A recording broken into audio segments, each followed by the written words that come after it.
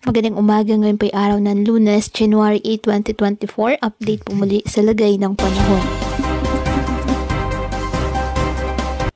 Ayon sa Pag-asa, shoreline ang nakakaapekto sa eastern section ng Southern Luzon, habang northeast monsoon o amihan nakakaapekto sa nalalabing bahagi ng Luzon. Wala namang bagyo o low pressure area na minomonitor sa loob po ng ating PAR na maaaring makaapekto sa ating bansa.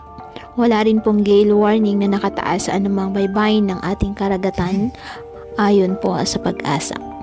Ngayong araw ang Bicol Region, Northern Samar, Quezon, Dinagat Island, Surigao del Norte at Surigao del Sur, asahan na maulap na halangitan na may kalat-kalat na pag-ulan at thunderstorms dahil sa shoreline at easterlies. Ang Metro Manila at nalalabing bahagi ng Luzon, bahagyang maulap hanggang sa maulap na halangitan with isolated light rains dahil pa rin po sa amihan. Ang nalalabing bahagi ng bansa, bahagyang maulap hanggang sa maulap na halangitan with isolated rain showers or thunderstorms dahil sa easterlies at localized thunderstorms. Kaya patuloy po na pinag-iingat ang ating mga kababayan sa banta ng mga pagbaha at pag-uho ng lupa at ugaliin na magdala palagi ng payong o kahit anumang panangga sa ulan sa tuwing lalabas ng ating mga tahanan.